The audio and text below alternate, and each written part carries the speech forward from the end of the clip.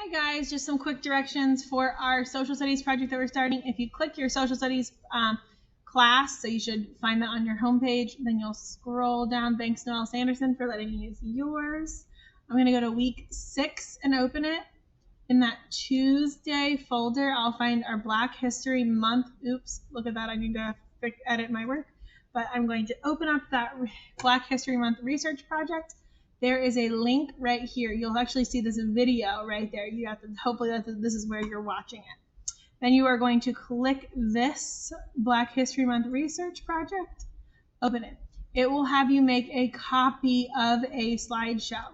You will click make a copy, which is where you will get your research. What I want you to do first is where it says copy of, leave Black History Month research, but then put your name. So I'm just going to put Mrs. Nugent, but please go in and put your name. Then where it says name, you can click that box. You'll be able to type it. Your teacher at some point today or yesterday should be telling you the person that you're researching. So let's say that I'm researching Ruby Bridges. Okay, spell it right though. I would just put that. Then we're going to go through your project requirements. You are going to be assigned one African American who has made an impact on our world. You're going to research this person. You're going to fill out the slides in this selection or this project here. And then you're going to create a timeline with 10 plus major events from that person's life. At the end of the project, you will be writing an essay in your ELA class, but that is something that your ELA teacher will talk to you guys about. Next, here's some research tips. Use the websites provided to you, but don't be afraid to do other research on your own. If you want to watch movies or look at books or get on YouTube and search the person, awesome.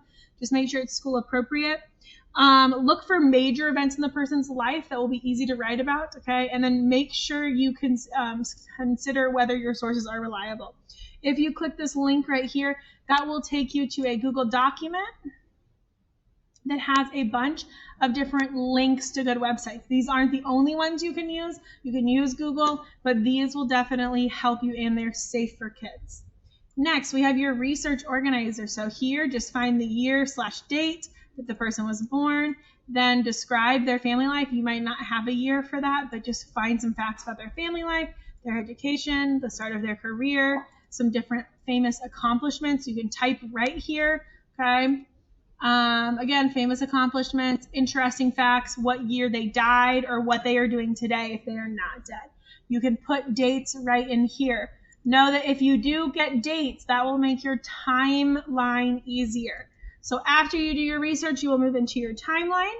Your goal is to include 10 or more major events from that person's life, okay, in order to get full points. Just so you know, your research here is going to be worth 10 points. Your timeline is going to be worth 20, at least in my class it is. Ask your teacher about points. Your timeline must be in order and have a title. It must include accurate information. It must have all events described with specific details, and it must include at least 2 pictures. So here is what your timeline will look like. You will click right here. So for me, I will put the year, let's just say. So let's say that I was doing one on myself. My event here would then be Mrs. Nugent is born. Or I could just put born up here. And then in description, I'm going to delete that and type Mrs. Nugent was born in Columbus, Ohio. See how I have details there, okay? You might have to make the boxes bigger. Make it look nice. You can mess around with that though, guys. Make sure you add the year. When you want to insert a picture, you just click insert image. You might have to search the web or upload from your computer. Your teacher will help you do this. To add a title, add a text box up here and then add a title. So it would be timeline of Mrs. Nugent's life, okay, for example. Obviously, you'll be doing the person that you are researching, okay, guys? Other than that, when you are done, what you will do, when you are done and ready to turn in, so your timeline is complete, your research is complete, mine obviously isn't, but I'm still going to show you guys how to turn in. I'm going to click File, Download, and I'm going to download it as a PDF. PDF. Do not do a PowerPoint, do not do an ODP, do a PDF. Definitely don't do plain text. It will then download. Hopefully, I don't think you guys can see it, but mine has a download right there. So in Buzz, then what am I going to do is I'm going to scroll down in this assignment.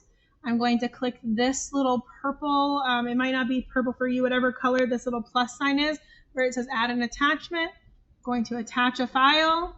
Then I'm just going to drag that file. Just kidding, no I'm not. I'm going to choose that file. And your computer should bring it up. I know that you guys can't see mine right now, but I'm actually choosing from my downloads, okay? And it's going to be at the top of my list. Once my list starts working. So I have then attached it. I'll upload it. And there it is. And then I can submit my work. You must have it attached, okay? I know that a lot of you guys will attach it as a Google file, okay? That is okay. I would rather you not do that, choose Google document, just because then I'm going to get a million emails from you, so I would rather you do it as a PDF. You will be working on this research for at least the next 3 or 4 days in social studies. If you have any questions, please get with your teacher.